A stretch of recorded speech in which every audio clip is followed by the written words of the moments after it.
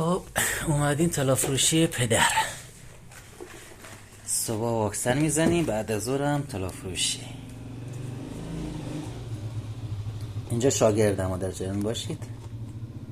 او آنچنانی ما نمیگیریم، شغل دومه، فقط بعد از ظهر در حد 400. قیمت طلا هم که 6,815,000 تومان.